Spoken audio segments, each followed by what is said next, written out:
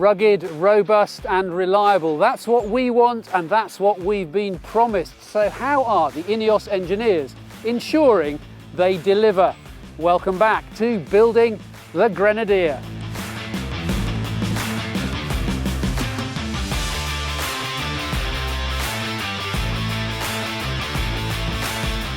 Well, the answer is an unrelenting obsession with testing. And that's the destiny of around 100 latest generation prototypes, the 2Bs, that are being built by Magna in Austria. Some are already being evaluated in super high-tech laboratory workshops. Others shipped around the world to be punished in some of the most extreme environments on Earth. So I'm going to catch up with Head of Engineering Oliver Schlipp to find out how the Grenadier is shaping up in the real world.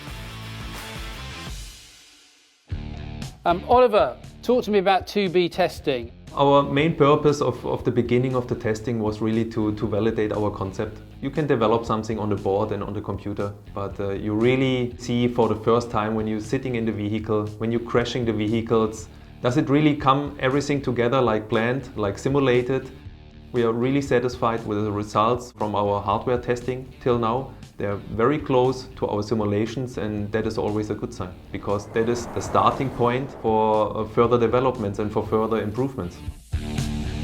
The first part of the 2B testing program has already been completed successfully. In Sweden, drivetrain and safety systems have been evaluated in sub-zero conditions on snow and ice. In the Alps, the Grenadier has been put through its paces at high altitude. In terms of the whole package of field testing, the figure that's always been in my head is this 1.8 million kilometres of testing. Is that on track? At the moment, so all the testing is ongoing. We have a plan with the vehicles. They're running those kilometers, I would say, on-road and off-road. We have 1.8 million as a final goal. We will ride more than 300,000 off-road kilometers out of that. Probably we are 20 to 25% through at the moment. Right now we started our rough road durability testing. We have our water tightness program, a corrosion protection program, and then we continue with our winter testing behind us, preparing now summer testing, preparing high-speed testing, and looking forward to the remaining program of the 2B vehicles. Give me a sense of geographically where testing is going on. We're testing in more than 15 countries at the moment. We choose the countries with the most challenging environments. We will test in Austria, Germany, Italy, Spain, South Africa, Namibia, Sweden, Iceland, United States. Has there been any learning from the testing, Oliver, that's fed back into the engineering and development teams that's actually made a difference to what customers will end up getting? Yeah, absolutely. If we talked about very good results in the crash tests, we are able to improve the behavior of the airbags. That is feeding back to our engineers, and they keep on improving on those topics. We found out pretty at the beginning of our 2B program with our chassis tuning vehicles. In regards of drivability and stability, we will adjust a little our axle geometry.